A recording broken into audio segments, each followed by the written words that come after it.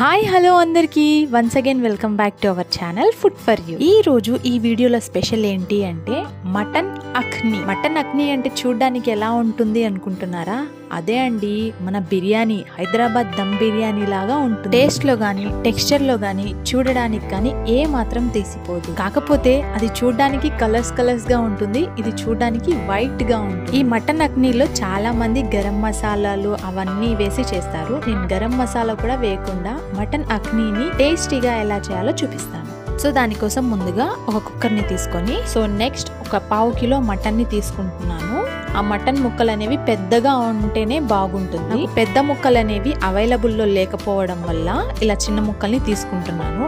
ఇప్పుడు ఈ స్పైసెస్ ని యాడ్ చేద్దాం. చూడండి, ఇటువైపు నేను చూపిస్తున్న స్పైసెస్ అనేవి ఒక చిన్న కాటన్ క్లాత్ ని తీసుకొని అందులోకి ఇవన్నీ వేసుకో. ఆ కాటన్ క్లాత్ లోకి ఇటువైపు ఉన్న ఈ స్పైసెస్ మొత్తాన్ని యాడ్ చేద్దాం. ఇలా ఈ కాటన్ క్లాత్ లో యాడ్ చేసుకున్న తర్వాత ఈ కాటన్ క్లాత్ మొత్తాన్ని చుట్టి దానికి దారం కట్టుకోవాలండి. ఇలా ఎందుకు చేస్తున్నాను అంటే మనం మటన్ ని ఉడకపెట్టేటప్పుడు అవన్నీ ఆ వాటర్ లో కలిసిపోతాయి. అలా కాకుండా మళ్ళీ స్ట్రెయిన్ చేయాల్సిన అవసరం ఉండదు. చూసారా, ఈ విధంగా ముడి కట్టుకున్న తర్వాత దాన్ని మనం ఈ కుక్కర్ లోకి వేసుకుందాం.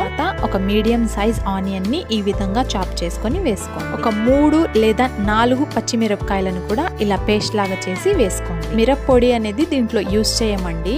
ఎందుకు అంటే మిరప్పొడి యూస్ చేయడం వల్ల బిర్యానీ అనేది మనకి రెడ్ కలర్ లో వచ్చేస్తుంది. సో అందుకని మనం ఇలా పచ్చిమిర్చిని యూస్ చేయాలి. తర్వాత 1 టేబుల్ స్పూన్ అల్లం వెల్లుల్లి పేస్ట్ ని యాడ్ చేయండి.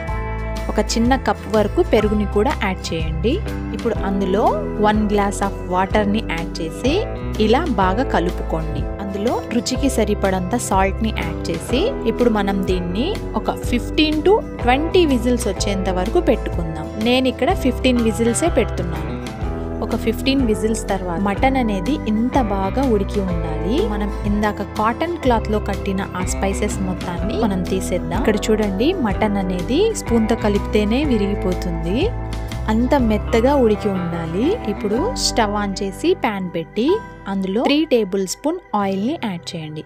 ఆయిల్ బాగా హీట్ అయ్యాక ఇందాక పక్కన పెట్టిన ఆ హాఫ్ స్పైసెస్ ని ఇందులోకి యాడ్ చేద్దాం. అలాగే ఒక మీడియం సైజ్ ఆనియన్ ని కూడా ఇలాగా కట్ చేసుకొని వేసుకుందాం.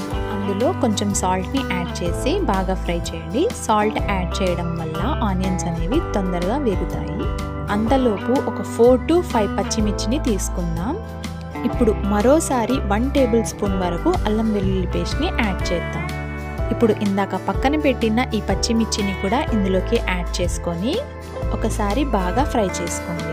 తర్వాత 1 టేబుల్ స్పూన్ ధనియాల పొడిని కూడా యాడ్ చేయండి. ఇప్పుడు 1 టేబుల్ స్పూన్ మిరియాల పొడిని కూడా యాడ్ చేయాలి. యాడ్ చేసుకున్న తర్వాత దాన్ని మరొకసారి బాగా ఫ్రై చేసుకోండి. ఇప్పుడు ఒక చిన్న కప్ వరకు పెరుగుని యాడ్ చేసి మరొకసారి బాగా ఫ్రై చేసుకొని అందులో కొంచెం కొత్తిమీర, పుదీనాని కూడా యాడ్ చేసుకొని మరొకసారి ఫ్రై చేసుకోండి. ఇప్పుడు ఇందులో మనం ఇందాక మటన్ ని ఉడకపెట్టుకున్నాం కదా, ఆ మటన్ ని వేసుకుందాము. గుర్తుపెట్టుకోండి, ఈ మటన్ ఉడికిపోయిన తర్వాత దీని వాటర్ ని కూడా మనం వేస్ట్ చేయకూడదు. ఇది మటన్ ని ఉడకపెట్టినప్పుడు మిగులుతుంది కదా, ఆ వాటర్ 1 గ్లాస్ వరకు వచ్చింది. సారి ఈ మటన్ ని బాగా ఫ్రై చేసుకొని అందులోకి ఈ మటన్ ని ఉడకపెట్టినప్పుడు ఆ వాటర్ నాకు 1 గ్లాస్ వచ్చింది. సో ఆ వాటర్ ని ఇందులో యాడ్ చేస్తున్నాను. ఎక్స్ట్రాగా నార్మల్ వాటర్ ఒక 1/2 గ్లాస్ వరకు యాడ్ చేస్తున్నాను. ఇప్పుడు ఇందులో ఇందాక వాటర్ వేసిన గ్లాస్తో 1 గ్లాస్ వరకు బాస్మతి రైస్ ని తీసుకొని కడిగి 1 గంట పాటు నానబెట్టుకున్నాను. సో ఇప్పుడు ఆ రైస్ ని మనం ఇందులోకి యాడ్ చేద్దాం. వేసుకున్న తర్వాత ఒకసారి బాగా కలుపుకోండి. ఎక్కువగా కలపొద్దు, రైస్ అనేది విరిగిపోతుంది. ఇప్పుడు కొంచెం కొత్తిమీర, పుదీనాని యాడ్ చేసుకోండి. అరచక్క నిమ్మరసాన్ని పిండుకొని ఈ విధంగా వేసుకోండి. ఇప్పుడు మూత పెట్టి ఒక 5 మినిట్స్ పాటు కవర్ చేయండి. మూతని ఓపెన్ చేయండి. చూడండి, రైస్ అనేది 70% దాకా ఉడికిపోయింది. ఇప్పుడు దాని మీద మనం ఫ్రై చేసుకున్న ఆనియన్స్ ని, జీడిపప్పుని వేసుకుందాం.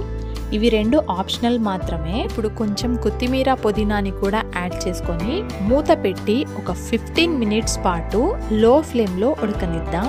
స్టవ్ ని లో ఫ్లేమ్ లో పెట్టి దాని మీద ఏదైనా ఓల్డ్ ప్యాన్ బేస్ లాగా పెట్టి దాని మీద ఈ ప్యాన్ ని పెడదాం. తర్వాత అఖ్ని అనేది రెడీ అయిపోతుంది. చూసారా, మటన్ అక్ని అనేది రెడీ అయిపోయింది. ఇప్పుడు మనం దీన్ని సర్వింగ్ ప్లేట్లోకి సర్వ్ చేసుకుని తినేయడమే. చూడండి మటన్ అక్ని అనేది ఎంత బాగా కుదిరిందో. మటన్ అక్నీలో మటన్ అనేది బాగా ఉడికితేనే దానికి ఫ్లేవర్, టేస్ట్ అండ్ టెక్స్చర్ బాగుంటుంది. ఈ మటన్ అక్నీని మనం గుత్తి వంకాయ కూరతో తీసుకుంటే చాలా బాగుంటుంది. Thanks for watching. ఇలాంటి మరెన్నో వీడియోస్ కోసం మా ఛానల్కి అయితే సబ్స్క్రైబ్ అయిపోండి.